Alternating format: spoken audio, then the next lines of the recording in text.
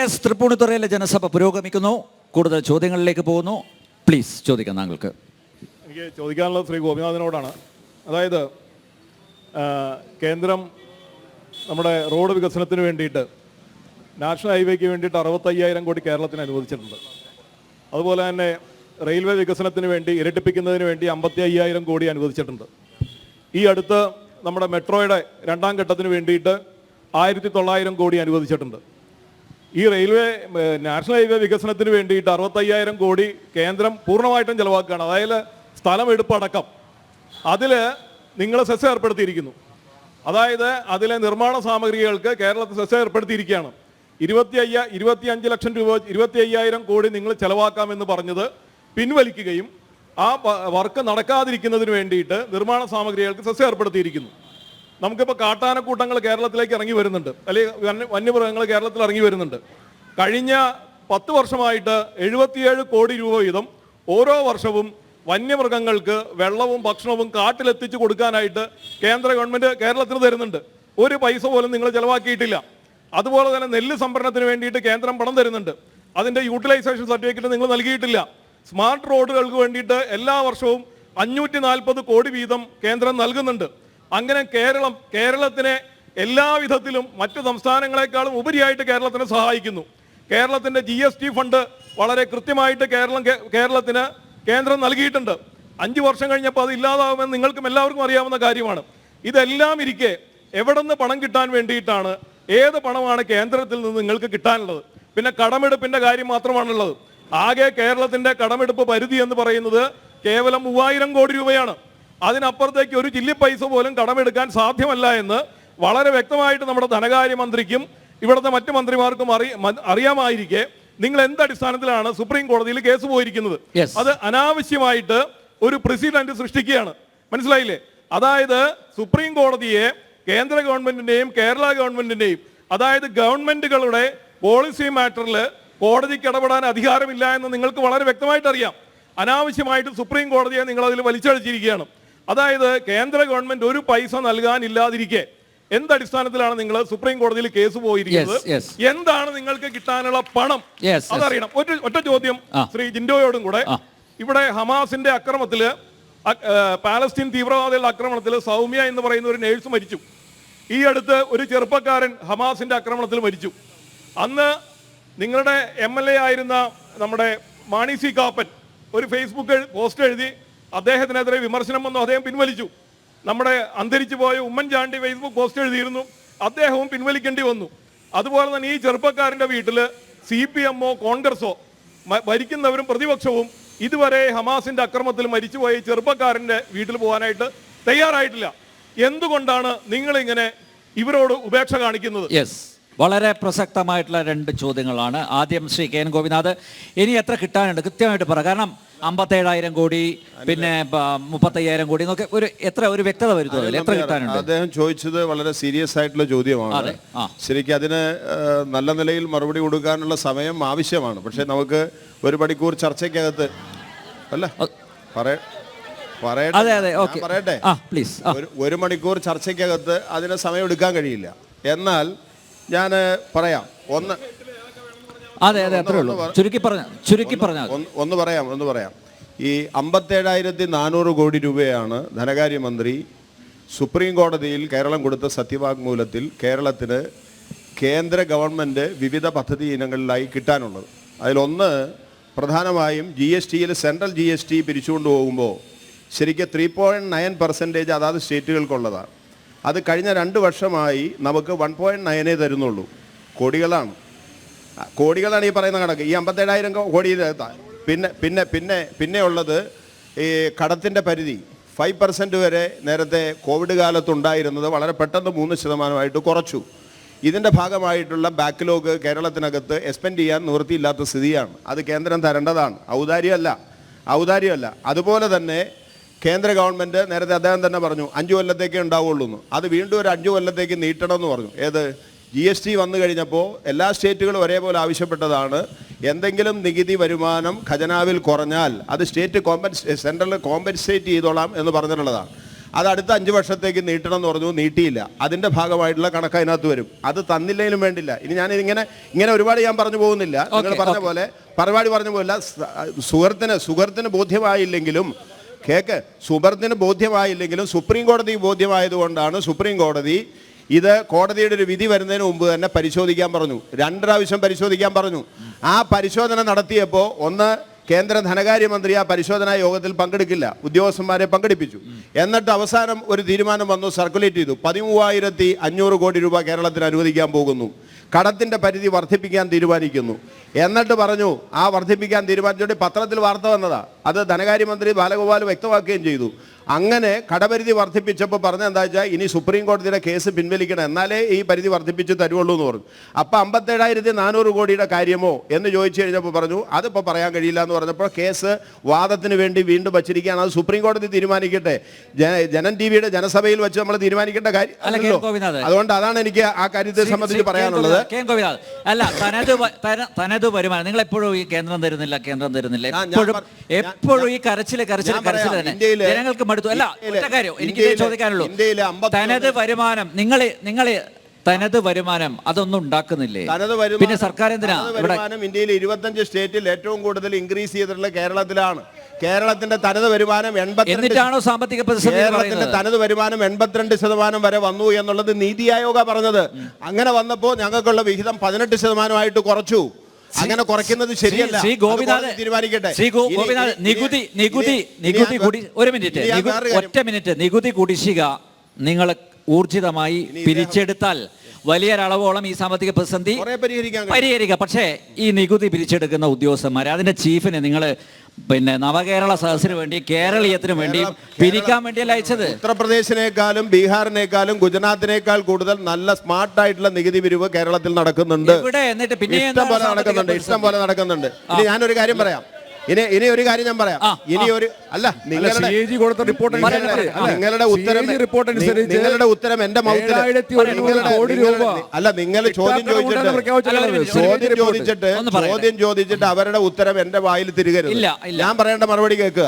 ഞാൻ പറയേണ്ട മറുപടി അല്ല, മറ്റുള്ളവർ അതിനുശേഷം പറഞ്ഞോട്ടെ. നിങ്ങൾ പറഞ്ഞോട്ടെ. ഞാൻ പറയണത് അനിൽ നമ്പ്യാറിനെ അറിയാലോ. ഇന്ത്യക്കകത്തൊരു ആസൂത്രണ കമ്മീഷൻ ഉണ്ടായിരുന്നു 51 മുതൽ. ആസൂത്രണ കമ്മീഷനാണ് ബഡ്ജറ്റിൻ്റെ വിഹിതം അലോക്കേഷൻ തീരുമാനിക്കുന്നത്. സ്റ്റേറ്റുകളെ വിളിച്ചിട്ട് പറയുമായിരുന്നു. ഇപ്പോൾ ആസൂത്രണ കമ്മീഷൻ ഇല്ല, പകരം നീതി ആയോഗാണ്. അത് വന്നപ്പോൾ ഒരു സൗകര്യം എന്താ, പ്രധാനമന്ത്രിക്ക് ഇഷ്ടമുള്ളിടത്ത് പോയി ഏത് സന്ദർഭത്തിലും ലേലം വിളിക്കണ പോലെ പദ്ധതികൾ ലക്ഷക്കണക്കിന് കോടി പ്രഖ്യാപിക്കാം. ഇങ്ങനൊരു സ്ഥിതിയൊന്നും ഇന്ത്യയിൽ ഉണ്ടായിരുന്നില്ല. അങ്ങനെ വന്നപ്പോഴാണ് ഈ സെസ്സൊക്കെ വാങ്ങിക്കേണ്ടി വന്നത്. അല്ല, പ്രഖ്യാപിച്ച പദ്ധതികളൊക്കെ മുന്നോട്ട് പോയില്ലെങ്കിൽ നിങ്ങൾ സാറാമ്മച്ചാട്ടത്തിമാരെ കൊണ്ടുവരില്ലേ? അതുകൊണ്ട് മുന്നോട്ട് കൊണ്ടുപോകാൻ വേണ്ടിയാണ് ഇത് ചെയ്തത്.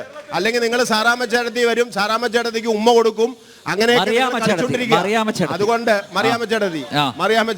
ശരി. ഓക്കെ ഷൈജു പറയാം. ഇവിടെ ഈ GST വിഹിതത്തിന്റെ കുറവ് പറഞ്ഞു. GST പറയുന്നത് ഉൽപാദനം നടക്കുന്ന സ്ഥലത്താണ് നികുതി നിശ്ചയിക്കുന്നത്. അവിടെ സ്വാഭാവികമായിട്ടും കൂടുതൽ കിട്ടും. കേരളം ഒരു കൺസ്യൂമർ സ്റ്റേറ്റ് ആണ് സാർ. ഇവിടെ എല്ലാ ഇപ്പോൾ ഉപ്പുമുളക്, ഉപ്പുപോട്ട്, കർപ്പൂരം വരെ തലയിൽ ചൂടുന്ന മുല്ലപ്പൂ പോലും നമ്മുടെ തമിഴ്നാട്ടിൽ ഉൽപ്പാദിപ്പിക്കണം. ഇവിടെ ഉൽപാദനമില്ല. കേരളത്തെ മോശമായിട്ടല്ല, കേരളത്തെ ഭരിച്ച ആളുകൾക്കെതിരായിട്ടാണ് ഈ പറയുന്നത്.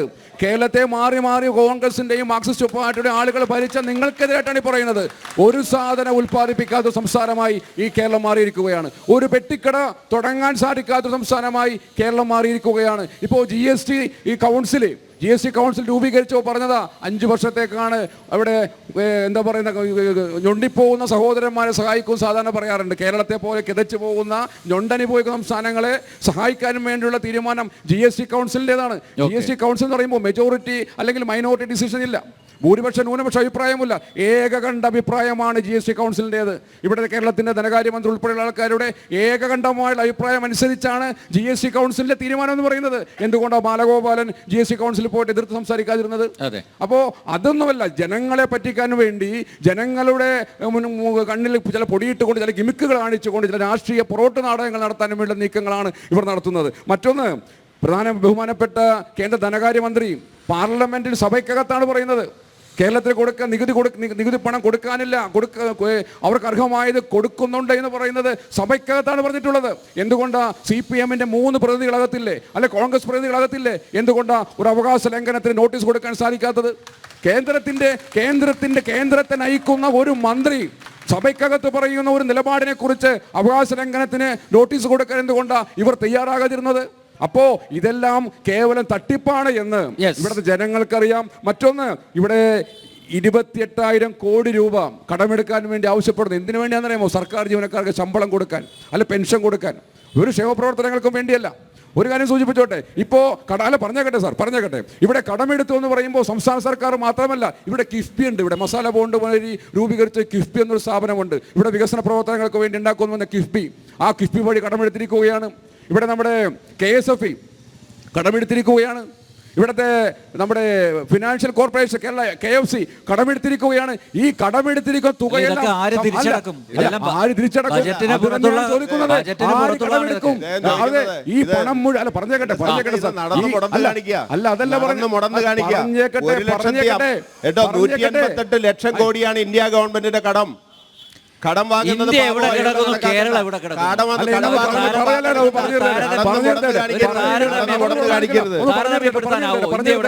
ഈ കടം മുഴുവനും ഈ സമാഹരിച്ചിരിക്കുന്ന ലോകം മുഴുവനും നടന്ന കടമെടുത്തിരിക്കുന്ന തുക മുഴുവനും സംസ്ഥാന സർക്കാർ ഏൽപ്പിച്ചിരിക്കുകയാണ്. ആരെ തിരിച്ചടക്കാൻ പോകുന്നത്? സംസ്ഥാന സർക്കാരാണ് ഗ്യാരണ്ടി. ഈ കടം മുഴുവനും പാവപ്പെട്ട ജനങ്ങളോട് അനുഭവിക്കുന്നത്.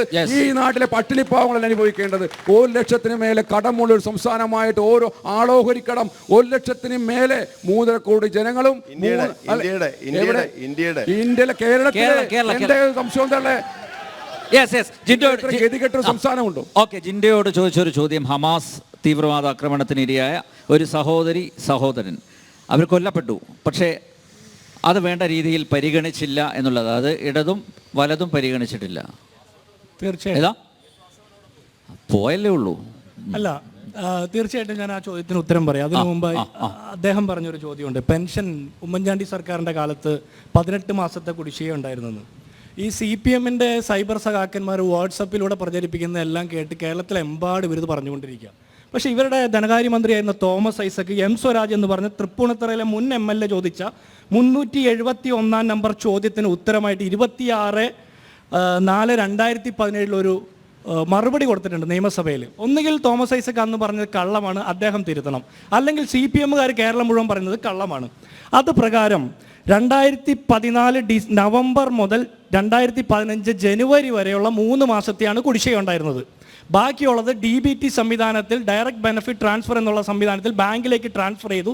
സാങ്കേതിക തകരാറ് കൊണ്ടാണ് അത് മുടക്കപ്പെട്ടത്. ഇത് തോമസ് ഐസക് പറഞ്ഞ മറുപടിയാണ്. പിന്നെ താങ്കൾ ചോദിച്ച കർഷക തൊഴിലാളി പെൻഷൻ, അത് കേവലം 2014 ഡിസംബർ മാസത്തെ മാത്രമായിരുന്നു അന്ന് കുടിശ്ശിക ഉണ്ടായിരുന്നത്. ഇനി അന്ന് കുടിശ്ശിക ഉണ്ടായിരുന്നതിൻ്റെ പേരിലാണ് ഇന്ന് നിങ്ങൾ കേരളത്തിലെ 23ഓളം വരുന്ന പെൻഷനുകൾ കുടിശ്ശിക വരുത്തുന്നതെങ്കിൽ അന്നത്തെ 8 കൊല്ലം മുമ്പുള്ള സർക്കാരിൽ നിന്ന് ഒരു വ്യത്യാസവും ഇല്ലെങ്കിൽ അതേ പാർട്ടിയെ തന്നെ സർക്കാർ ഏൽപ്പിച്ചാൽ പോരെ? നിങ്ങൾ എല്ലാം ശരിയാക്കുമെന്ന് പറഞ്ഞതിൽ പെൻഷൻ ശരിയാക്കില്ല എന്ന് പറഞ്ഞിട്ടുണ്ടായോ? ഇനി രണ്ടാമത്തെ കാര്യം, അല്ല ഞാൻ പറഞ്ഞോട്ടെ, അല്ല ഇനി എത്ര മാസത്തെങ്കിലും ആവട്ടെ ചേട്ടാ, ഏതെങ്കിലും ഒരു മന്ത്രിയുടെ ശമ്പളം മുടങ്ങിയിട്ടുണ്ടോ? ഏതെങ്കിലും ഒരു മുൻ മന്ത്രിയുടെ പെൻഷൻ മുടങ്ങിയിട്ടുണ്ടോ? ഇവിടെ KV തോമസിനെ പോലുള്ള ആളുകൾ തോറ്റിട്ടും അവരെ മാറ്റി നിർത്തിയിട്ടും മുൻ MP എന്നുള്ള പെൻഷൻ വാങ്ങുന്നതിനോടൊപ്പം പ്രത്യേക ബെനിഫിറ്റും കൂടി കൊടുത്ത് ഡൽഹി കൊണ്ടുപോയി പ്രതിഷ്ഠിച്ചില്ലേ? എന്തിന്റെ പേരില? കേന്ദ്രത്തിൽ നിന്ന് വാങ്ങാനുള്ളത് വാങ്ങാൻ. പിന്നെ എന്തിനാ നിങ്ങൾ സമരത്തിന് പോയേ? ആ വാങ്ങൽ നടക്കാത്തതിന്റെ പേരിലല്ലേ?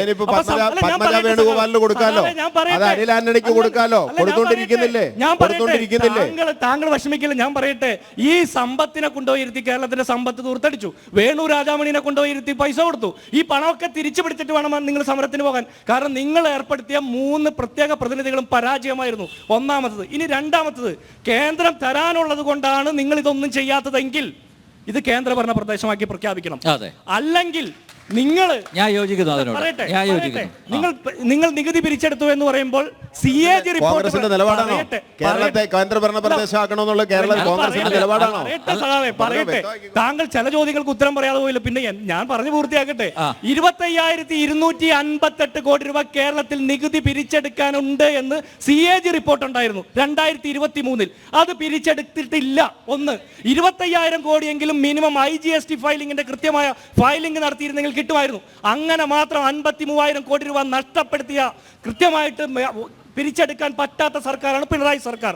എന്നിട്ടാണ് നിങ്ങൾ പെൻഷൻ മുടക്കുന്നതിന്റെ ഉത്തരവാദിത്തം കേന്ദ്രത്തിന് പറയുന്നത്. ഇനി അതുമായി ബന്ധപ്പെട്ട് നിങ്ങൾ പെൻഷൻ കൊടുക്കുന്നത് പിണറായി സർക്കാരിന്റെ നേട്ടമാണ് എന്ന് പറയുമ്പോൾ അതിൽ പകുതി നരേന്ദ്രമോദി തരുന്നുണ്ട് എന്ന് നിങ്ങൾ ഒരിക്കലും പറഞ്ഞിട്ടില്ല.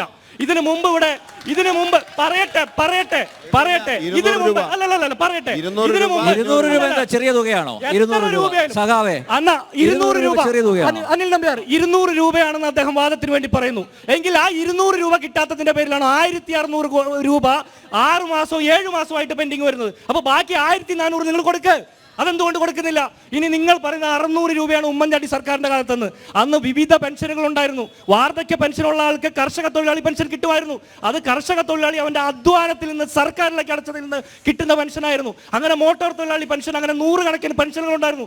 ഇത് നിങ്ങൾ ഏകീകരിച്ചിട്ട് 1,600 രൂപയാക്കി. നിങ്ങൾ 2,500 ആക്കുമെന്നാ പറഞ്ഞത്. 2 കൊല്ലത്തിനുള്ളിൽ ആക്കണം എന്നാണ് ഞങ്ങൾ പറയുന്നത്. ഇനി രണ്ടാമത്തത്, അന്ന് 600 തൊട്ട് 1,100 വരെ വിവിധ പെൻഷനുകൾ ഉണ്ടായിരുന്നു, വിവിധ സ്ലാബുകളിൽ. നിങ്ങൾ ഇതൊക്കെ ഏകീകരിച്ചിട്ട് അത് കൊടുക്കാൻ നിങ്ങൾക്ക് സാധിക്കുന്നില്ല. അടുത്തത്, നിങ്ങൾ ഈ സ്വർണത്തിന്റെ നികുതി പിരിച്ചെടുക്കാൻ നിങ്ങൾ ആലോചിച്ചിട്ടുണ്ടോ എപ്പോഴെങ്കിലും? തനത് വരുമാനമായിട്ട് എന്തെങ്കിലും കൊണ്ടുവരുന്നതിനെ കുറിച്ച് നിങ്ങൾ ആലോചിച്ചിട്ടുണ്ടോ? എന്തെങ്കിലും ഒരു ചോദ്യം ചോദിക്കുമ്പോൾ കേരളത്തിന്റെ വ്യവസായ മന്ത്രി P. രാജീവിനോട് ചോദ്യം ചോദിച്ചാൽ ലോകത്തൊരു മനുഷ്യനും മനസ്സിലാകാത്ത മറുപടി പറഞ്ഞുകൊണ്ട് ആ മറുപടി ഇവിടെ വിശക്കുന്ന ആളുകൾക്ക് കൊടുക്കാൻ പറ്റില്ല. ഇനി അടുത്തത്, ഞങ്ങൾ എന്തുകൊണ്ട് പിണറായി സർക്കാരിനെ എതിർക്കുന്നു എന്ന് ചോദിക്കുമ്പോൾ ഇവിടുത്തെ പട്ടിണി പരിഹരിക്കാൻ സാധിച്ചിട്ടില്ല. ഇവിടുത്തെ അഴിമതിയിൽ ഒരു മാറ്റവുമില്ല. അഴിമതി രൂക്ഷമായി കൊണ്ടിരിക്കുന്നു. മുഖ്യമന്ത്രിയുടെ കുടുംബം അടക്കം ഇന്ന് ജയിലിൽ പോകുന്ന ഘട്ടത്തിലാണ്. കേന്ദ്ര അന്വേഷണ ഏജൻസികൾ ക്ലിഫ് ഹൗസിന് പുറത്തു വരുമ്പോൾ പ്രത്യേക ധാരണ പ്രകാരം തിരിച്ചു പോകുന്നു.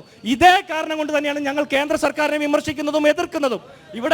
ഇവിടെ ആൾക്കൂട്ട കൊലപാതകങ്ങളുടെ കാര്യത്തിൽ ഞങ്ങൾ കേന്ദ്ര സർക്കാരിനെ വിമർശിക്കുമ്പോൾ അത് തന്നെയാണ് പൂക്കോട്ട് കോളേജിൽ നടന്നത്, SFIക്കാർ നടത്തുന്നത്, CPMകാർ നടത്തുന്നത്. എതിർക്കുന്നവനെ തല്ലിക്കൊല്ലുന്ന പ്രത്യയശാസ്ത്രം ആര് നടത്തിയാലും അതിനെതിരാണ് ഞങ്ങൾ. പിന്നെ താങ്കൾ ചോദിച്ച ഹമാസിന്റെ ചോദ്യം പറയട്ടെ, ഒരു മിനിറ്റ്. നീരജ് ചേട്ടാ, ലോകത്തൊരു മനുഷ്യൻ കൊല്ലപ്പെട്ടാലും, ആര് കൊല്ലപ്പെട്ടാലും, ഒരു മനുഷ്യജീവി കൊല്ലപ്പെട്ടാലും, ഒരു സാധാരണ ഏത് മൃഗം കൊല്ലപ്പെട്ടാലും മരണപ്പെട്ടാലും അതിനോടൊക്കെ അനുഭാവം പ്രകടിപ്പിക്കുന്നതാണ് ഭാരത സംസ്കാരം.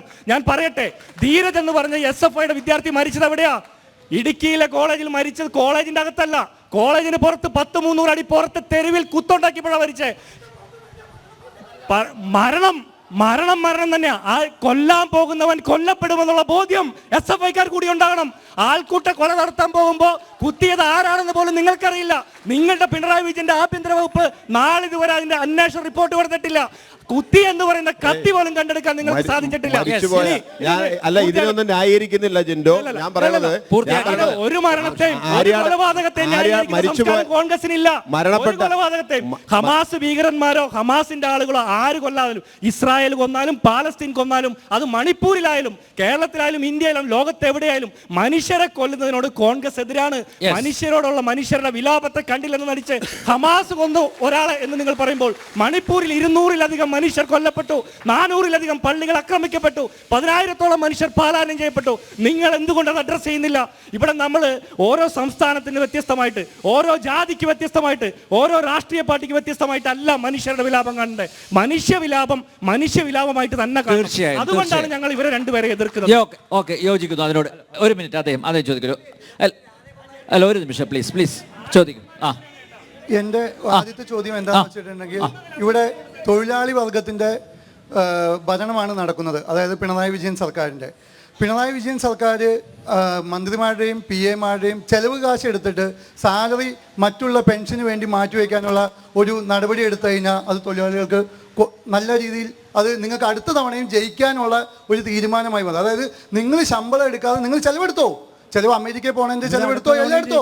പക്ഷെ ആ ശമ്പളം നിങ്ങൾ ബാക്കിയുള്ള പെൻഷൻ പദ്ധതിയിലായിട്ട് മാറ്റി വെച്ചിട്ടുണ്ടെങ്കിൽ അത് ഒരു നല്ല തീരുമാനമായി മാറുമായിരുന്നു. ഇനി അടുത്തൊരു കാര്യം കൂടി, നിങ്ങൾ പൗരത്വ ഭേദഗതിക്കെതിരെ സുപ്രീം കോടതി പോയിട്ടുണ്ട്.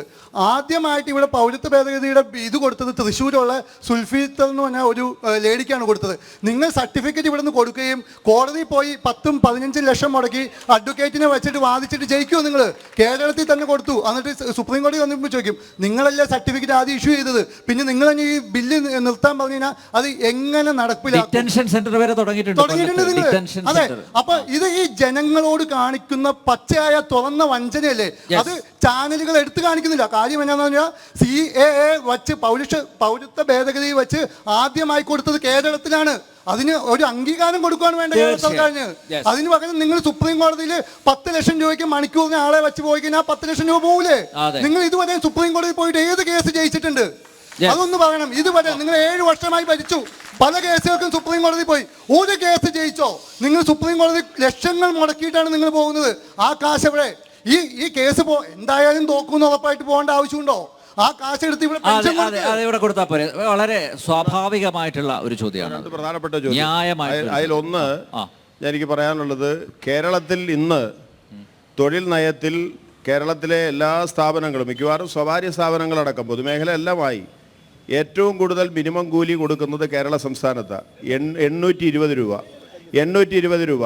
അതേസമയം കേന്ദ്ര ഗവൺമെൻറ്റിൻ്റെ ഫ്ലോർ ലെവൽ വേജസ് എത്രയാണെന്നറിയാമോ സുഹൃത്തിന്? 175 രൂപ, മാക്സിമം 202 രൂപ. അതുകൊണ്ട് ഇത് ആനയെ ആടും പോലെ വ്യത്യാസമുണ്ട്. കേരളത്തിന്റെ പരിമിതിയിൽ നിന്നുകൊണ്ട് അത്തരം കാര്യങ്ങളിൽ വ്യത്യാസമുണ്ട്. മനസ്സിലായോ? പിന്നെ ജീവനക്കാരുടെ ശമ്പളം, തൊഴിലാളി വർഗത്തിൻ്റെ ഗവൺമെൻറ് ജീവനക്കാർ മേടിക്കുന്ന ശമ്പളം കൂടുതലാണ്, അതെല്ലാം എടുത്ത് പെൻഷൻ കൊടുക്കാം എന്നുള്ള വാദഗതിയോട് CPM-ന് യോജിപ്പില്ല. തൊഴിലാളി പണിയെടുക്കുന്നത് ജീവിക്കാനാണ്, അവർക്ക് ഉയർന്ന ശമ്പളം കൊടുക്കണം. പെൻഷന്റെ കാര്യം പ്രത്യേകമായിട്ട് അഡ്രസ് ചെയ്യണം. Kerala state road transport corporation അല്ല, ഞാൻ പറയട്ടെ അങ്ങനെ ക്രോസ്വാദം ഇല്ല.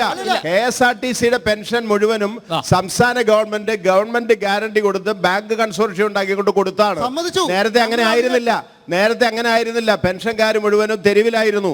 ഇപ്പൊ KSRTC മിണ്ടുന്നില്ല.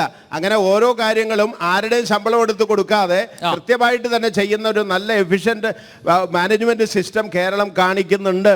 അതുകൊണ്ടാണ് ഈ ഗവേണൻസിൽ ഇന്ത്യ ഗവൺമെന്റ് കേരളം നമ്പർ 1 ആണെന്ന് പറയാനുള്ള കാരണം. ഒന്ന്, ഒറ്റ ഡൗട്ട്, 1947 മുമ്പ് കേരളത്തിന്റെ അവസ്ഥ എല്ലാത്തിലും പുരോഗതിയിലായിരുന്നോ അതോ താന്നായിരുന്നോ എന്ന് പറയണം. അതായത് സ്വാതന്ത്ര്യം ലഭിക്കുന്നതിന് മുമ്പും കേരളത്തിന്റെ വിദ്യാഭ്യാസം, ആരോഗ്യം എല്ലാ ലെവലും പരിശോധിക്കുകയാണെങ്കിൽ ഒരു ജനസഭ പോരാ, ഒന്നിലധികം ജനസഭ വേണ്ടി വരും.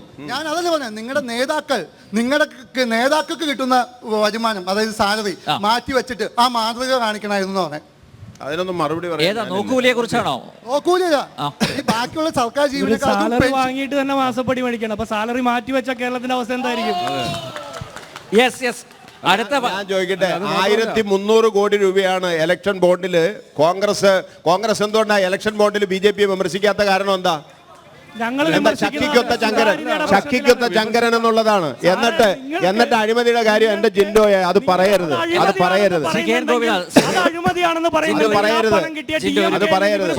അഴിമതിയുടെ കാര്യം കോൺഗ്രസിന് പറയാൻ യാതൊരു വിധത്തിലുള്ള ഉത്തരവാദിത്വമില്ല, ധാർമ്മികമായ അവകാശമില്ല. ഇലക്ട്രൽ ബോണ്ട് പരാമർശം കൊണ്ട് ഒരു കാര്യം ചോദിച്ചോട്ടെ. ഈ ഏറ്റവും കൂടുതൽ ഇലക്ട്രൽ ബോണ്ട് വാങ്ങിയതാരാ? സാന്റിയാഗോ മാർട്ടിൻ അല്ലേ? സാന്റിയാഗോ മാർട്ടിനും ദേശാഭിമാനി തമ്മിലുള്ള ബന്ധം എന്തായിരുന്നു? സാന്റിയാഗോ മാർട്ടിൻ ഏറ്റവും കൂടുതൽ കാശ് കൊടുത്ത അതെല്ലാം അത് ചെയ്തിട്ടുണ്ട്, അത് തിരിച്ചു കൊടുത്തു, നടപടിയും സ്വീകരിച്ചു. അതെല്ലാം കേരളത്തിൽ ചെയ്തിട്ടുണ്ട്. നമ്മൾ അങ്ങനെ ചെയ്തിട്ടുണ്ട്. അടുത്ത ചോദ്യം മറ്റേ അല്ല, അനിൽ നമ്പ്യാർ അതും കൂടി പറയണം. എന്നാൽ ഈ പറഞ്ഞ ഇലക്ട്രൽ ബോണ്ട് ഇപ്പൊ ഇലക്ഷൻ കമ്മീഷൻ കിട്ടി വെളിപ്പെടുത്തിയതിൽ CPM എന്ന് പറഞ്ഞ പാർട്ടിയോ CPI എന്ന് പറഞ്ഞ പാർട്ടിയോ ഇല്ലല്ലോ. DMK ഇല്ലല്ലോ. DMK വഴി ഇങ്ങോട്ട് വന്നു, തമിഴ്നാട്ടിൽ നിന്ന് കേരളത്തിലോട്ട് വന്നു. ഒരു കാര്യം, ഈ ഇലക്ട്രൽ ബോണ്ട് ഞാൻ ആദ്യം പരാമർശിച്ചതാണ്. ഇലക്ട്രൽ ബോണ്ടിൽ ആർക്കൊക്കെ പണം കൊടുത്തു, എത്ര തുക കിട്ടിയെന്ന് പരസ്യമാണത്. എന്തിനാ വിഷമിക്കുന്നത് CPM? അതെ, എന്തിനാ വിഷമിക്കുന്നത്? സുതാര്യമായ ഇപ്പോ അല്ല, കരിമ്പട്ടിയിൽ സുതാര്യമായ പെടുത്തിയവരടക്കം. പണമിടപാടുകൾ ആ. എന്തിനാ CPM വിഷമിക്കുന്നത്? അതെ, അതെ, ഇവിടെ CMRL കഥ, ഇവിടെ വീണ വിജയന്റെ കഥ, ഇവിടെ അങ്ങാടിപ്പാട്ടാണ് സഖാവേ. അത് ഇനിയിപ്പോ വീണ്ടും വീണ്ടും പറയണത്. യെസ്. എത്ര കോടി രൂപയാണ് ഒരു സേവനവും ചെയ്യാതെയാണ് എത്ര കോടിയാ ഈ കൊടുത്തിരിക്കുന്നത്? അപ്പൊ ഇലക്ട്രൽ ബോണ്ട് ആയിരുന്നുവെങ്കിൽ ഇലക്ട്രൽ ബോണ്ട് വഴി നിങ്ങൾ സമാഹരിക്കൂ. പിന്നെ ഒന്ന് പറഞ്ഞോട്ടെ, ഒരു സംസ്ഥാനം ഒരു സംസ്ഥാന ഈ പറഞ്ഞേന് CMRL ലിസ്റ്റഡ് കമ്പനിയാണ്. ആ. അതുകൊണ്ട് അതിന്റെ പേര് നിങ്ങൾക്ക് പറയാൻ കഴിയുന്നത് അത് സുതാര്യമായ ട്രാൻസ്ഫർ ആയിരുന്നു എന്നുള്ളത് കൊണ്ടാണ്. അഴിമതിയാണെന്ന് പറയുന്നുണ്ടെങ്കിലും അത് സുതാര്യമായിരുന്നു. അതേസമയം ഇലക്ട്രൽ ബോണ്ടിൽ 6,000 കോടി രൂപ കൈപ്പറ്റിയത് സുതാര്യമല്ല. കമ്പനികളുടെ പേര് വെളിപ്പെടുത്തിയില്ല. വെളിപ്പെടുത്തണ്ടെന്ന് പറഞ്ഞു. വെളിപ്പെടുത്തുന്ന സുപ്രീം കോടതിയാണ് ഇപ്പൊ പറഞ്ഞിരിക്കുന്നത്. അതാ വ്യത്യാസം. അല്ല, ഒരു കാര്യം, CAA നിലപാട് ഇപ്പൊ മുഖ്യമന്ത്രി പിണറായി വിജയൻ പറഞ്ഞത് കേരളത്തിൽ CAA നടപ്പിലാക്കില്ല എന്ന്. അതെ, കേരളത്തിൽ നടപ്പിലാക്കില്ല. അതും ഈ പാവപ്പെട്ട മുസ്ലിങ്ങളെ പറഞ്ഞ് പറ്റിക്കുകയല്ലേ, വഞ്ചിക്കുകയല്ലേ, അകാരണമായിട്ടുള്ള ഭയം അവരിൽ കുത്തിവെക്കുകയല്ലേ? അല്ലേ? അല്ല അനിൽ നമ്പ്യാരെ, അങ്ങനെയാണെങ്കിൽ എന്തിനാണ് 2019 CAA നടപ്പാക്കുമെന്ന് അന്ന് NCRും ശക്തമായിട്ടുണ്ടായിരുന്നു. അത് നടപ്പാക്കുമെന്ന് പറഞ്ഞിട്ട് ഗവൺമെന്റ് കോടതിയോട് പറഞ്ഞ് ഞങ്ങൾ നടപ്പാക്കുന്നില്ല എന്ന് പറഞ്ഞ് പിൻവലിച്ച് എന്തിനാ? ഇത് നല്ല കാര്യമാണെങ്കിൽ ഇപ്പൊ ഇലക്ഷൻ വന്നു കഴിഞ്ഞപ്പോ ഇലക്ഷന്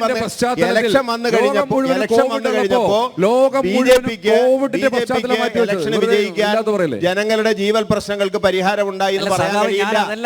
കേന്ദ്രം ഒരു നിയമം നടപ്പിലാക്കിയാൽ അത് ഞങ്ങൾ ഇവിടെ അനുസരിക്കില്ല, ഇവിടെ ഇവിടെ അത് ബാധകമല്ല എന്ന് പറയുന്നത് രാഷ്ട്രീയ കാപ്പട്ടിയല്ലേ? അല്ലല്ല, ഭരണഘടനയിൽ പറയാത്ത, ഭരണഘടന അനുശ്വസിക്കാത്ത ഒരു കാര്യം ക്യാബിനറ്റ് കൂടി അതുപോലെ ആഭ്യന്തര വകുപ്പ് വിജ്ഞാപനം ഇറക്കിയാൽ നടപ്പാക്കി എന്ന് പറയേണ്ട കാര്യമില്ല. അതുകൊണ്ടാണ് കോടതി പോയത്. ഞങ്ങൾ നടപ്പാക്കില്ല എന്ന് പറയുന്നതിന്റെ കാരണം അതാ ഞങ്ങൾ പറയുന്നത്. അല്ല, എനിക്ക് ഒരു മറുപടിയുണ്ട്. ഈ CAA വിഷയത്തിൽ കോൺഗ്രസും CPM തമ്മിലുള്ളൊരു വ്യത്യാസം, ഞങ്ങൾ CAA വിഷയത്തിൽ BJP സർക്കാരിന്റെ നയത്തോടെതിരാണ്. കാരണം ആളുകൾക്ക് പൗരത്വം കൊടുക്കുന്നതിൽ മതം മാനദണ്ഡമാക്കരുതെന്നാണ് കോൺഗ്രസിന്റെ എക്കാലത്തെ നിലപാട്. സാറേ ഒന്ന് പറയട്ടെ സാറേ. അല്ല, പറയാൻ സമ്മതിക്കില്ല. കാരണം ഇവർ പറഞ്ഞ കള്ളങ്ങളുടെ പുറകെ നമ്മൾ പറയാൻ പാടില്ലല്ലോ. ഇനി ഞാൻ പറഞ്ഞു പൂർത്തിയാക്കട്ടെ. ഈ CAA വിഷയത്തിൽ ഞങ്ങൾ അതുകൊണ്ട് എതിർക്കുന്നു. ഇനി നരേന്ദ്രമോദി CAAയുടെ ചട്ടങ്ങൾ പ്രസിദ്ധീകരിച്ചപ്പോൾ അതിനെതിരെ സമരം ചെയ്ത യൂത്ത് കോൺഗ്രസ്സുകാർ, ഫ്രറ്റേണിറ്റിക്കാർ, MSFകാർ, KSUക്കാരൊക്കെ പ്രസംഗിച്ചു കൊണ്ടുവന്നിരുന്ന പ്രാസംഗികന്റെ പുറത്തുനിന്ന് ചവിട്ടി അടിച്ചത് കേരളത്തിന്റെ ആഭ്യന്തരമന്ത്രിയുടെ പോലീസാ അല്ലേ? നിങ്ങൾ 835 കേസെടുത്തതിൽ 63 മാത്രമാണ് പിൻവലിച്ചിട്ടുള്ളത്.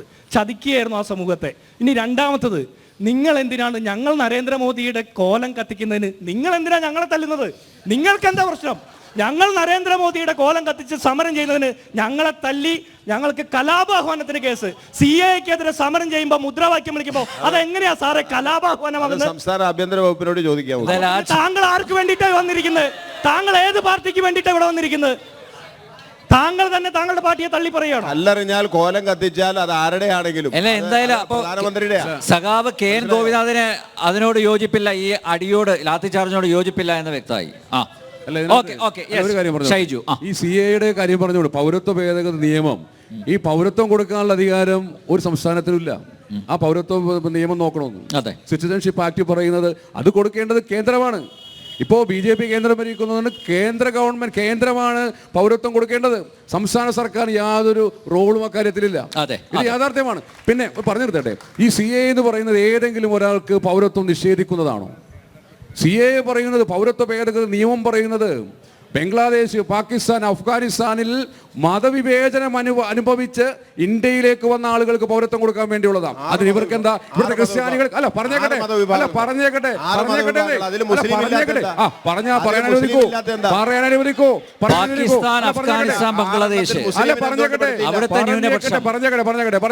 ഇവിടെ അവിടെ മതവിവേചനം അനുഭവിച്ച് ഈ ഇന്ത്യയിലേക്ക് വന്ന ക്രിസ്ത്യാനികൾ, ഈ മതവിവേചനം ബംഗ്ലാദേശിലും പാകിസ്ഥാനിലും അഫ്ഗാനിസ്ഥാനിലും മതവിവേചനം അനുഭവിച്ച് ഇന്ത്യയിലേക്ക് വന്ന ക്രിസ്ത്യാനികൾക്ക് ഇവിടെ പൗരത്വം കൊടുക്കേണ്ട നിലപാടാണോ നിങ്ങളുടേത്? ഇവിടെ സിഖുകാർക്ക് അവർക്ക് പൗരത്വം വേണ്ട എന്നാണോ നിങ്ങളുടെ നിലപാട്? ഇവിടുത്തെ ജൈനന്മാർക്ക്, പാഴ്സികൾക്ക് അവർക്ക് പൗരത്വം കൊടുക്കാൻ പാടില്ല എന്നാണോ നിങ്ങളുടെ നിലപാട്? ഇവിടെ ഏതെങ്കിലും മുസ്ലിം സഹോദരനെ പൗരത്വം നിഷേധിക്കുന്നുണ്ടോ? ഒരു സ്ഥലത്തൊന്നും പറയുന്നില്ല അത്. വെറുതെ ജനങ്ങളെ തെറ്റിദ്ധരിപ്പിക്കാൻ വേണ്ടി, ജനങ്ങളെ കബളിപ്പിക്കാൻ വേണ്ടി പറഞ്ഞേക്കട്ടെ. ഇത്രയും തെറ്റിദ്ധാരണജനകമായിട്ട്, ഇത്രയും മോശമായിട്ട്, മ്ലേച്ഛമായിട്ട് രാഷ്ട്രീയ പൊറോട്ട നാടകം നടത്തുന്ന ഈ രണ്ട് കൂട്ടർ ജനങ്ങളെ കബളിപ്പിക്കുകയല്ലേ ചെയ്യുന്നത്. ഇത്രയും തെറ്റിദ്ധാരണജനകമായിട്ട് മതത്തിന്റെ അടിസ്ഥാനത്തിൽ ഇന്ത്യയിൽ ഇതേവരെ പൗരത്വം കൊടുക്കാഞ്ഞിട്ട് ഒരു മനുഷ്യർക്കും ഒരു പ്രശ്നം ഉണ്ടായിട്ടില്ല. പ്രിയപ്പെട്ട സഹോദരൻ, തെറ്റിദ്ധരിപ്പിക്കരുത്. നിങ്ങൾ പറഞ്ഞ് പ്രചരിപ്പിക്കുന്നത് ഇന്ത്യയിലെ മുസ്ലിങ്ങളെ എല്ലാം നാട് കടത്തുന്നല്ലേ പറയുന്നത്? ഒരു പ്രശ്നം ഉണ്ടായിട്ടില്ല. അതല്ലേ പറഞ്ഞ് പ്രചരിപ്പിക്കുന്നത്. അങ്ങനെ എന്തെങ്കിലും സംഭവിക്കോ? ഇന്ത്യൻ പൗരത്വമുള്ള ഏതെങ്കിലും ഒരു മുസ്ലിമിന് ഇവിടെ നിന്ന് പോകേണ്ടി വരുമോ? പറയും. നിങ്ങൾ വിചാരധാരയിൽ RSS മുസ്ലിമാണ്, മതന്യൂനപക്ഷങ്ങളാണ് ആഭ്യന്തര ശത്രുക്കളായി പ്രഖ്യാപിച്ചിരിക്കുന്നത്. പ്രത്യേകിച്ച് കമ്മ്യൂണിസ്റ്റുകാരും ഉണ്ട് ആ കൂട്ടത്തിൽ. അതുകൊണ്ട് അത് പറയാം. എന്താണെങ്കിലും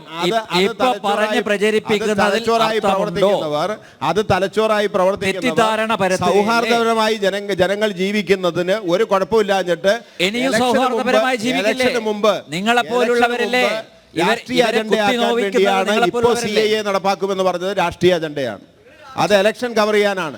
ജനങ്ങളുടെ പ്രശ്നങ്ങൾ പറയാൻ നിവൃത്തിയില്ലാത്തതുകൊണ്ടാ. ശരി ശരി ജിൻഡോ പ്ലീസ്.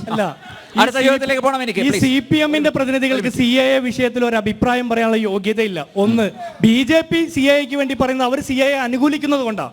CPM ഇതിലെ ഏത് പക്ഷത്താണെന്നുള്ള കാര്യത്തിൽ ഇപ്പോൾ അവർക്കൊരു വ്യക്തതയില്ല. ഒന്ന്, അങ്ങനെയാണെങ്കിൽ ഇവിടെ സമരം ചെയ്യുന്ന ആളുകൾ ഇവർ തല്ലണ്ട, കേസിൽ കൊടുക്കണ്ട, ക്രിമിനൽ കേസ് എടുക്കണ്ട. ഞാൻ പറഞ്ഞത് BJP-യുടെ പ്രതിനിധിയോടാ. നമ്മൾ നമ്മുടെ അയൽ രാജ്യങ്ങളായിട്ട് ഈ 3 രാജ്യങ്ങളെ മാത്രമാണ് കൺസിഡർ ചെയ്യുന്നത്. അങ്ങനെയാണെങ്കിൽ അഫ്ഗാനിസ്ഥാൻ ബ്രിട്ടീഷ് ഇന്ത്യയിൽ നിന്ന് 1893 വിഭജിക്കപ്പെട്ടു പോയത്. അവിടെ നിന്ന് വരുന്ന അഭയാർത്ഥികൾക്ക് നമ്മൾ പൗരത്വം കൊടുക്കുമ്പോൾ 1937 മാത്രം, പിന്നെയും 10-50 വർഷങ്ങൾക്ക് ശേഷമാണ് മ്യാൻമാർ ബ്രിട്ടീഷ് ഇന്ത്യയിൽ നിന്ന് വേർപെടുത്തപ്പെടുന്നത്. അങ്ങനെയാണെങ്കിൽ മ്യാൻമാറിലുള്ള റോഹിംഗ്യൻ മുസ്ലിംസും ഇന്ത്യയിൽ വന്നിട്ടുണ്ട്. അവർക്ക് പൗരത്വം കൊടുക്കുന്നതിൽ നിങ്ങൾ എന്തുകൊണ്ടാണ് എതിരാകുന്നത്? റോഹിംഗ്യൻ മുസ്ലിങ്ങളൊന്നും ഇന്ത്യയിലേക്ക് വന്നിട്ടില്ല. വന്നിട്ടുണ്ട് സാർ, മ്യാൻമാർ 1937 വരെ ബ്രിട്ടീഷ് ഇന്ത്യയുടെ ഭാഗമായിരുന്നു. അഫ്ഗാനിസ്ഥാൻ 1893 വരെ മാത്രമായിരുന്നു. അഫ്ഗാനിസ്ഥാനെ നിങ്ങൾ അയൽ രാജ്യമായിട്ട്, വിശാല രാജ്യത്തിന്റെ ഭാഗമായിട്ട് കണക്കൂട്ടുന്നുണ്ടെങ്കിൽ മ്യാൻമാറിനെ എന്തുകൊണ്ട് പരിഗണിക്കുന്നില്ല? അവിടെ ഈ പറഞ്ഞ റോഹിംഗ്യൻ മുസ്ലിംസ് ഉള്ളത് കൊണ്ടാണോ? അല്ല പറഞ്ഞേക്കട്ടെ. ഇവിടെ ഇന്ത്യ വിഭജന സമയത്ത് ഇന്ത്യയുടെ പ്രധാനമന്ത്രിയും പാകിസ്ഥാന്റെ പ്രധാനമന്ത്രിയും ഡൽഹി കരാർ എന്ന് പറഞ്ഞുകൊണ്ട് വലിയൊരു കരാർ. ഇന്ത്യ വിഭജന സമയത്താണ് ഈ പാകിസ്ഥാൻ മാത്രം വെക്കണമായിരുന്നു. എന്തുകൊണ്ട് നിങ്ങൾ അഫ്ഗാനിസ്ഥാനെ അഖണ്ഡ ഭാരതത്തിന്റെ ഭാഗമായിരുന്ന പാകിസ്ഥാൻ, അഫ്ഗാനിസ്ഥാൻ, ബംഗ്ലാദേശ്, അവിടെ വിവേചനം അനുഭവിച്ച ആളുകൾ. അങ്ങനെയും പഠനങ്ങളും ചരിത്ര രേഖകളും ഉണ്ട്. അങ്ങനെയാണെങ്കിൽ ഓസ്ട്രേലിയയിൽ നിന്ന് വരുന്ന ആളുകൾക്ക് നിങ്ങൾ പൗരത്വം കൊടുക്കുമോ? ഇനി 15 മിനിറ്റ് മാത്രമേ ശേഷിക്കുന്നുള്ളൂ. കൂടുതൽ ചോദ്യങ്ങളിലേക്ക് പോകണം.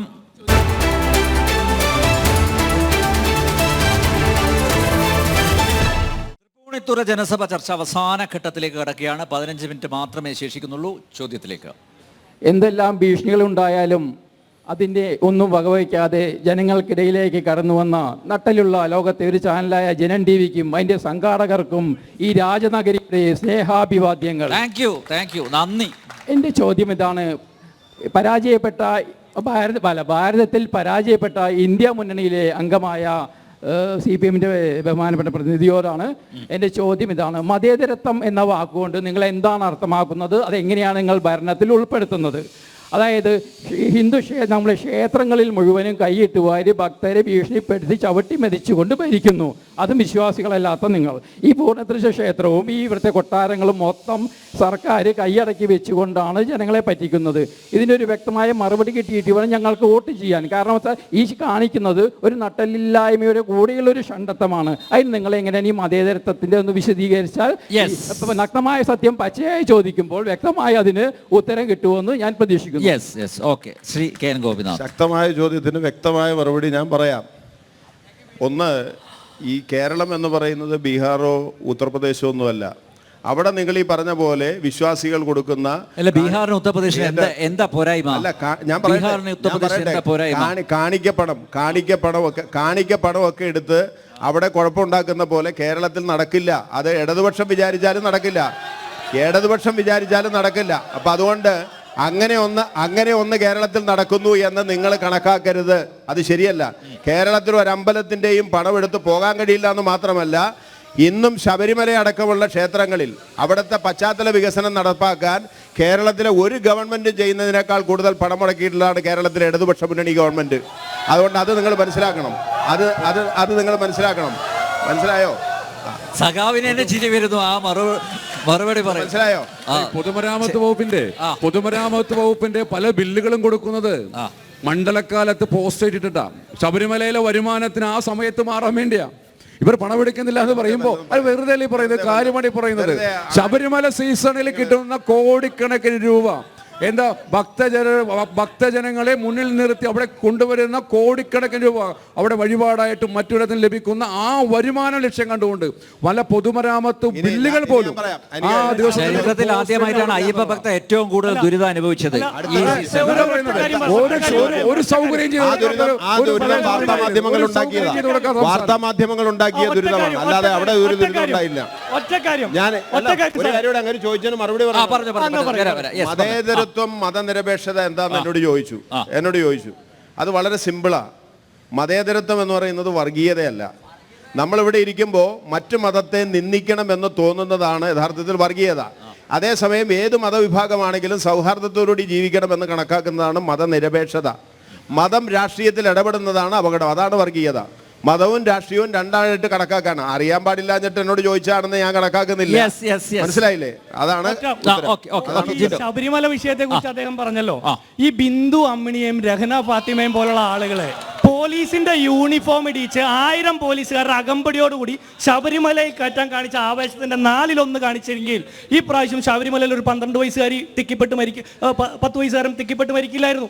മാത്രവുമല്ല കേരളത്തിന്റെ ചരിത്രത്തിൽ ഒരു മുഖ്യമന്ത്രി ഇന്ത്യയിലുള്ള മുഴുവൻ ഭാഷയിലും തെറി കേട്ടത് പിണറായി വിജയനാ ശബരിമല ഭക്തന്മാരിൽ നിന്ന്. എന്നിട്ട് നിങ്ങൾ ശബരിമല പാക്കേജിനെ കുറിച്ച് പറയും. നാണമാവില്ലേ സഖാവേ ഇതൊക്കെ നീ പറയാൻ? ഇല്ല, ഒരു നാണവും ഇല്ല. ശബരിമലയിലും ഒരു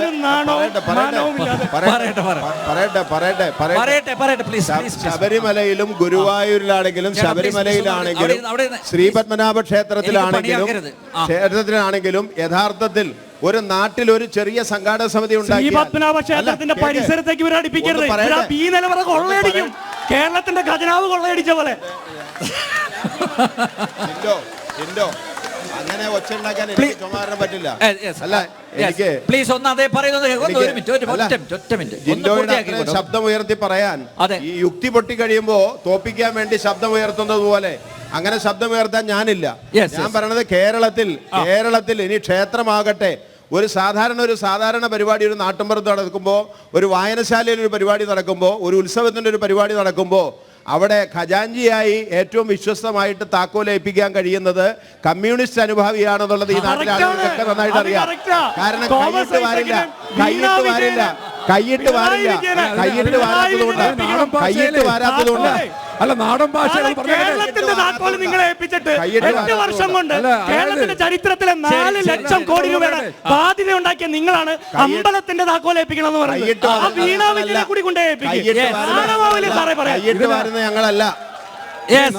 നാടൻ ഭാഷയില് ഈ ഗോപിച്ചേട്ടന്റെ നാടൻ ഭാഷയിൽ പറഞ്ഞാലേ കോഴിക്കോടിനെ കുറുക്കൻ കാവല്, അതാണ് ഈ പറഞ്ഞത്. അതാണ് ഇവിടെ ഈ പൊതുഖജനാവ് കൊള്ളയടിക്കുക, ഭണ്ഡാരങ്ങൾ കൊള്ളയടിക്കുക, അത് മുഴുവൻ ദൂർത്തടിക്കുക, നീന്തൽ കുളമുണ്ടാക്കാൻ വേണ്ടി നടക്കണം. ഇവിടെ പാവപ്പെട്ടവരുടെ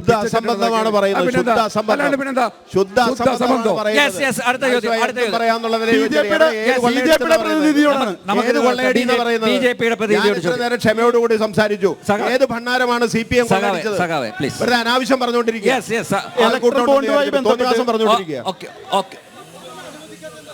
ആരെ അദ്ദേഹമാണ് ഏറ്റവും കൂടുതൽ സംസാരിച്ചത്. നിങ്ങൾ പോയിരിക്കും. അടുത്ത ചോദ്യം പ്ലീസ്. ഇലക്ട്രൽ ബോണ്ടുമായി ബന്ധപ്പെട്ട് സാറ് കുറച്ച് കാര്യങ്ങൾ വിശദമായിട്ട് ഇവിടെ പറയുകയുണ്ടായി. ഭീമമായ തുക ഏറ്റവും കൂടുതൽ കിട്ടിയത് BJPക്കാണെന്നുള്ള വസ്തുതയും താങ്കൾ പറയുകയുണ്ടായി. ഈ കാശ് ഒന്ന് ഈ നിങ്ങളുടെ സ്വജനപക്ഷപാതം കാണിച്ച് അഴിമതി നടത്താൻ വേണ്ടി നിങ്ങൾ ഈ തുക, ഭീമമായ തുക നിങ്ങൾക്ക് കിട്ടിയിട്ടുണ്ട്. ഉദാഹരണം മേഗാ കൺസ്ട്രക്ഷൻസ്, അവരുടെ കയ്യിൽ നിന്ന് 800 കോടി രൂപയാണ് നിങ്ങൾ ബോണ്ട് വഴി കൈപ്പറ്റിയിരിക്കുന്നത്. അവർക്ക് 14,400 കോടി രൂപയുടെ കരാറ് നിങ്ങൾ മാസങ്ങൾക്കുള്ളിൽ കൊടുത്തിട്ടുണ്ട്. 2, ഇപ്പോൾ സാന്റിയാഗോ മാർട്ടിൻ്റെ കമ്പനി 1200ഓളം കോടി രൂപ നിങ്ങൾക്ക് തന്ന കാര്യം പറഞ്ഞായിരുന്നു. ഏപ്രിൽ 2-ാം തീയതി അവിടെ EDയുടെ ഒരു റെയ്ഡ് നടന്നു. 4 ദിവസം കഴിഞ്ഞ് 5-ാം തീയതിയാണ് ആദ്യത്തെ ബോണ്ട് 65 കോടി രൂപയുടെ ബോണ്ട് അവർ നൽകിയിരിക്കുന്നത്. പിന്നീടുള്ള പല മാസങ്ങളിലും അവിടെ റെയ്ഡും നടന്നിട്ടുണ്ട്. അതിനൊരാഴ്ചയ്ക്ക് ശേഷം ബോണ്ടും കിട്ടിയിട്ടുണ്ട്. അങ്ങനെ പ്രമുഖമായ ഭീമമായ തുക നൽകിയ 30 കമ്പനികളിൽ 14 കമ്പനികളിലും IT-യുടെയും ED-യുടെയും റെയ്ഡ് നടന്നതിന് ശേഷമാണ് നിങ്ങൾക്ക് ഈ തുക ബോണ്ടായിട്ട് അവർ നൽകിയിട്ടുള്ളത്. ചുരുക്കം പറഞ്ഞാൽ കേരളത്തിലെ പ്രധാനപ്പെട്ട 2 ഏജൻസി, CBI അടക്കം 3 ഏജൻസികൾ വഴി ഭീഷണിപ്പെടുത്തിയാണ് അവരെ കൊണ്ട് നിങ്ങൾ കേന്ദ്ര സർക്കാരിൻ്റെ ഗുണ്ടകളായി ഗുണ്ടാപിരിവ് നടത്തിയാണ് ഈ ഭീമമായ തുക കൈപ്പറ്റിയിരിക്കുന്നതെന്ന് പറയുന്നു. പിന്നീട് ഒരു അന്വേഷണം വന്നിട്ടില്ല. ആ അന്വേഷണമൊക്കെ അവിടെ വെച്ച് നിന്ന് ഒരു നടപടി എടുത്തിട്ടില്ല ഈ കമ്പനികൾക്കെതിരെ. മറുപടി. ED പോലെയുള്ള അതല്ലെങ്കിൽ NIA പോലെയുള്ള ദേശീയ ഏജൻസികൾ അവരന്വേഷിക്കട്ടെ സുഹൃത്തെ. കള്ളപ്പണം അല്ല ചോദ്യം ചോദിച്ചാൽ പറയട്ടെ, ഉത്തരം പറയാൻ ഒതുക്കൂ. അവർ അന്വേഷിക്കട്ടെ. ഇവിടെ ഒരു ക്രൈം എടുക്കാതെ ആ ക്രൈമിൽ ED അന്വേഷിക്കണം അല്ലെങ്കിൽ NIA അന്വേഷിക്കണം എന്ന് ഷെഡ്യൂൾ ചെയ്തിട്ടുള്ള ഒഫൻസുകൾ അന്വേഷിക്കുന്നത്. ഇവിടെ അന്വേഷണം നടത്തി കൊണ്ടുപോയ ആളുകൾ എല്ലാവരെയും ഒന്നും പിടിച്ചിട്ടില്ല, എല്ലാവരും ജയിലിൽ അടച്ചിട്ടില്ല. പക്ഷേ അന്വേഷണ ഉദ്യോഗസ്ഥന്മാരുടെ മുമ്പിൽ വരുന്നത് ഇപ്പോൾ ലിസ്റ്റ് ഷെഡ്യൂൾ ചെയ്യുന്ന ഒഫൻസുകൾ, അത് മനസ്സിലാക്കണം.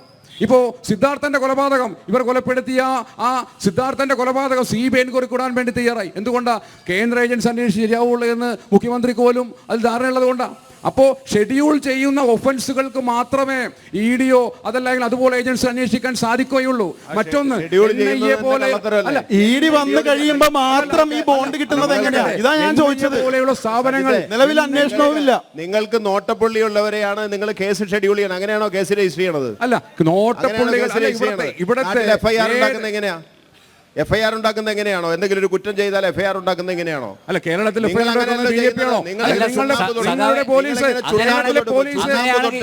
ആദ്യ കേസ് പിണറായിക്കെതിരെ ആയിരിക്കില്ലേ?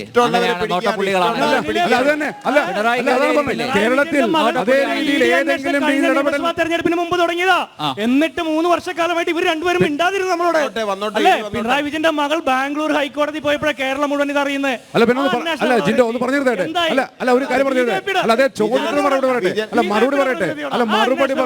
മറുപടി പറയട്ടെ. മറ്റൊന്ന്, ഇവിടെ ഒരു സംസ്ഥാനം ഭരിക്കുന്ന കമ്മ്യൂണിസ്റ്റ് പാർട്ടി അല്ലെങ്കിൽ 2 സംസ്ഥാനം ഭരിക്കുന്ന കോൺഗ്രസും ഇവിടെ 10-25 സംസ്ഥാനങ്ങൾ ഭരിക്കുന്ന BJPക്ക് ഇത്രയും തുക കിട്ടി ഭരണകക്ഷി കേന്ദ്രം ഭരിക്കുന്ന ഒരു പാർട്ടിക്ക് സ്വാഭാവികമാണ് വലിയ തുക കിട്ടിയിട്ടുണ്ടാവും, സ്വാഭാവികമാണ്. സംസ്ഥാന അടിസ്ഥാനത്തിലാണ് അഴിമതി. റിസർവ് ബാങ്ക് ഓഫ് സംസ്ഥാനങ്ങളുണ്ടെങ്കിൽ 6000 കോടി കുറഞ്ഞു പോയത് കൊണ്ടാണ് കോൺഗ്രസിന് ഇത്രയും കിട്ടിയുള്ളൂ. ഞങ്ങൾക്ക് ഒരു സ്റ്റേറ്റും ഇല്ല. ത്രിപുരയും പോയി, ബംഗാളും പോയി, അതുകൊണ്ട് ഞങ്ങൾക്ക് കാശില്ല. ഞാൻ പറയുന്നത് റിസർവ് ബാങ്ക് ഓഫ് ഇന്ത്യയിൽ നിന്ന് ബോണ്ട് അപേക്ഷിച്ച് റിസർവ് ബാങ്ക് ഓഫ് ഇന്ത്യയിലെ ബോണ്ട് അപേക്ഷിച്ച് അനുമതി കിട്ടി. അങ്ങനെ സുതാര്യമായിട്ട് പണം കൊടുക്കുന്നതിൽ എന്തിനാ തടസ്സം നിൽക്കുന്നത്? രാഷ്ട്രീയ പാർട്ടികൾ കിടന്നുറങ്ങിയെന്ന ഇവർ പറഞ്ഞുകൊണ്ടിരുന്നത് 3 രൂപ ശമ്പളം പറ്റി ആ സംസ്ഥാനം മുഴുവൻ കൊള്ളയടിച്ച് നാട്ടുകാർ തല്ലി പുറത്താക്കിയപ്പോ പറഞ്ഞില്ല.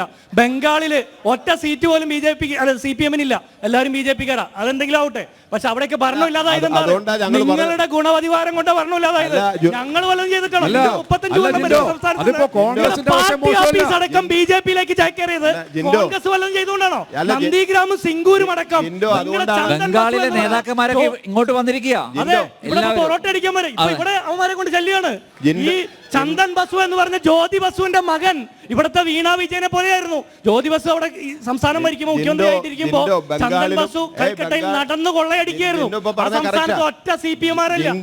പാർട്ടി ഓഫീസ് വാടകയ്ക്ക് കൊടുക്കുന്നു. പാർട്ടി പ്രവർത്തനത്തിന് ഒരു സോഷ്യൽ മീഡിയയിൽ പരസ്യം ചെയ്യുന്നു ബംഗാളില്. എന്നിട്ടാണ് CPM ഞങ്ങൾ സംസ്ഥാനം ഭരിക്കുന്നില്ലെന്ന്.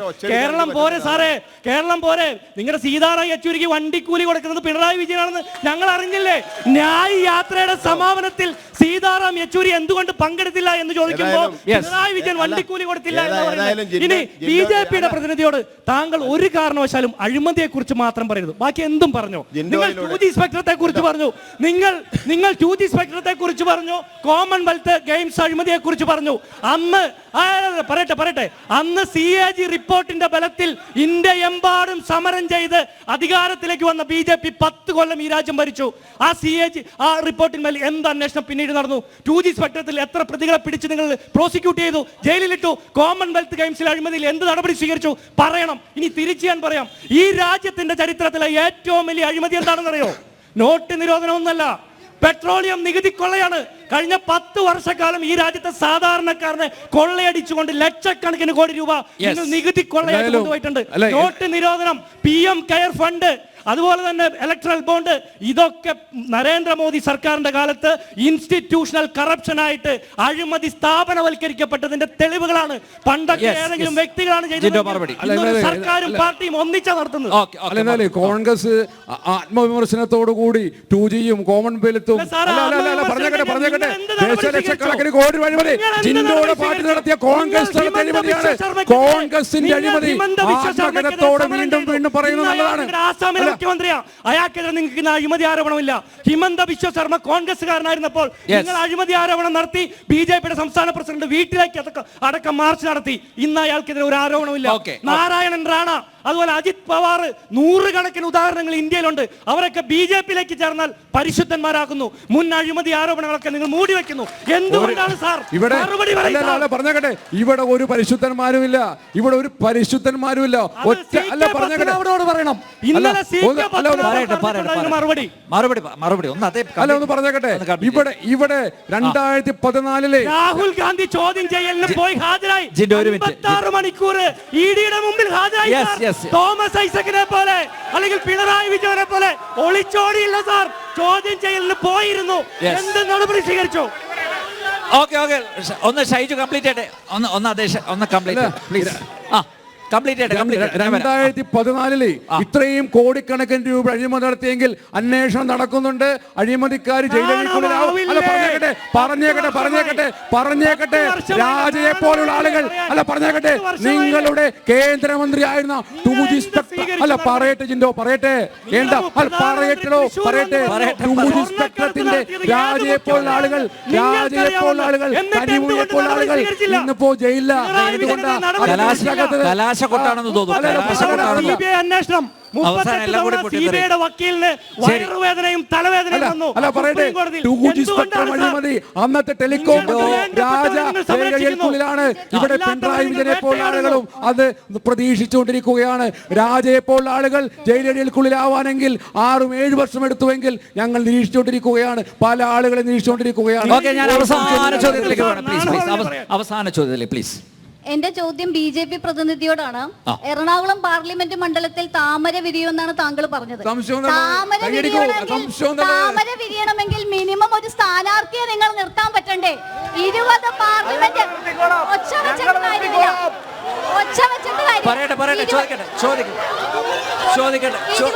20 പാർലമെന്റ് മണ്ഡലത്തിൽ സ്ഥാനാർത്ഥിയെ കിട്ടാതെ ഓടി നടന്നുകൊണ്ട് പത്തനംതിട്ടയിൽ നിങ്ങളുടെ സ്ഥാനാർത്ഥി ആരാണെന്ന് ചോദിക്കുമ്പോൾ അത് AK ആന്റണിയുടെ മകനാണെന്നാണ് നിങ്ങൾ പറയുന്നത്. കരുണാകരന്റെ മകള് ഞങ്ങളുടെ കൂടെയാണെന്ന്. എന്തുകൊണ്ട് മോദിയുടെ ഗ്യാരണ്ടിയും സ്വന്തം പ്രവർത്തന മികവും പിൻബലമാക്കിക്കൊണ്ട് വോട്ട് ചോദിക്കാൻ പറ്റില്ല എന്ന് തോന്നിയതുകൊണ്ട് കോൺഗ്രസിന്റെ പൈതൃകത്തെ കൂട്ടുപിടിക്കുന്നത് എന്തിനാണ്? ഒരു കാര്യം പറഞ്ഞിട്ട്, നമുക്കൊരു സംസ്കാരമുണ്ട്, മഹത്തായ സംസ്കാരമുണ്ട്. രാക്ഷസൻ പോലും രാമായണം എഴുതിയപ്പോ വാൽമീകിയായ ഒരു നാടാണിത്. അപ്പോ കോൺഗ്രസ്സുകാരനാണെങ്കിൽ CPM ആണെങ്കിൽ രാഷ്ട്രീയമായിട്ടുള്ള അഴിമതി നിറഞ്ഞ അത് മാറ്റിവെച്ച് വരാൻ തയ്യാറായാൽ ഞങ്ങൾ സ്വീകരിക്കും. ഒരു സംശയമില്ല കാര്യത്തില്, രാക്ഷസൻ അംഗീകരിച്ച നാടാണിത്. അത് വാൽമീകിയായപ്പോ ഒരു സംശയമില്ല കാര്യത്തില്. ഞാനും ഒരു ഹിന്ദുവാണ്, ഞാനും ശ്രീരാമ ഭഗവാനെ വിശ്വസിക്കുന്നു. പക്ഷേ അതൊരു മുദ്രാവാക്യമായിട്ട് റോഡിൽ ഞാൻ വിളിക്കുന്നില്ല. ജനങ്ങളുടെ കഷ്ടപ്പാടുകൾ അറിഞ്ഞുകൊണ്ട് കാശ്മീർ മുതൽ കന്യാകുമാരി വരെ ജനങ്ങളുടെ പ്രശ്നങ്ങളിൽ ഇടപെട്ടുകൊണ്ട് കാൽനടയായി നടന്ന ഒരു നേതാവിലാണ് ദൈവമുള്ളത്. അല്ലാതെ ജനങ്ങൾ ദുരിതം അനുഭവിക്കുമ്പോൾ അവിടെ ഒരു പ്രാണപ്രതിഷ്ഠ നടത്തുന്ന മനുഷ്യരിലല്ല ദൈവമുള്ളത്. ഈ കാസർഗോഡ് മുതൽ കന്യാകുമാരി വരെ ഒരു കാര്യം കൂടി പറഞ്ഞേക്കട്ടെ. ഏതാണ്ട് 678 കിലോമീറ്റർ NH 66 പണി പൂർത്തീകരിച്ചുകൊണ്ടിരിക്കുകയാണ് സുഗമമായി നടക്കാൻ വേണ്ടി. 1 കിലോമീറ്റർ 100 കോടി രൂപ. അതെ പറഞ്ഞേക്കട്ടെ, അല്ല പറയട്ടെ നിങ്ങളുടെ ഗവൺമെന്റ് ഉണ്ടായല്ലോ, ഇവിടെ 8 കേന്ദ്രമന്ത്രിമാരുണ്ടായിരുന്നു. ഇവിടെ കോൺഗ്രസ് ദീർഘകാലം ഭരണകാലഘട്ടം ഉണ്ടായിരുന്നല്ലോ.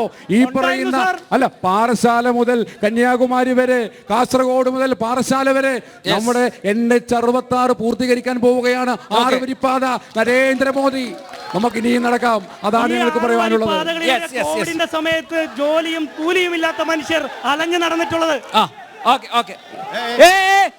Please please please please. ആരും അടിക്കാനൊന്നും പോകരുത്, അടിക്കാനൊന്നും പോകരുത്. ഹലോ, നിങ്ങൾ ശാന്തമായിരിക്കുക, ശാന്തമായിരിക്കുക. Please please please please please please. ശാന്തമായിട്ടേക്കോ, ശാന്തമായിരിക്കുക.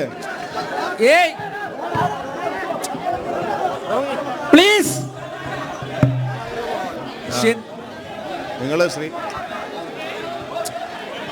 ഒന്ന് പ്ലീസ്. ഇങ്ങനെ പരസ്പരം കലഹിക്കല്ലേ, പരസ്പരം അടിയുണ്ടാക്കിയോണ്ട് എന്താ കാര്യം?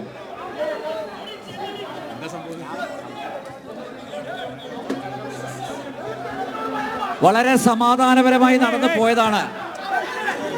പ്ലീസ്.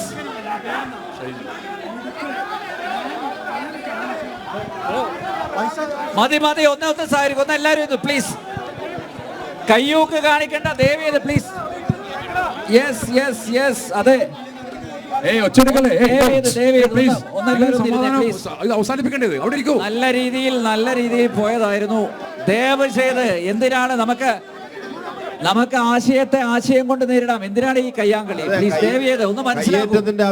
കയ്യേറ്റത്തിന്റെ ആവശ്യമില്ല, കയ്യാങ്കളിയുടെ ആവശ്യമില്ല. ദയവ് ചെയ്ത്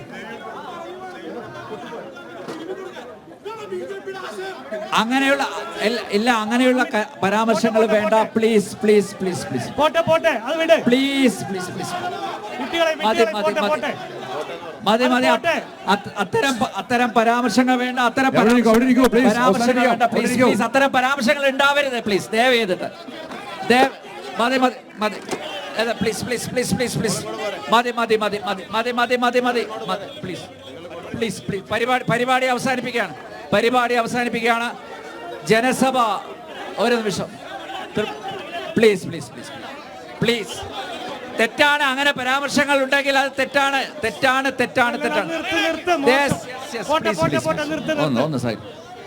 ജനസഭ, തൃപ്പൂണിത്തുറയിലെ ജനസഭ, എറണാകുളം ലോക്സഭാ മണ്ഡലത്തിലെ ജനസഭ ഇവിടെ പൂർത്തിയാവുകയാണ്. നാളെ ചാലക്കുടിയിൽ കാണാം.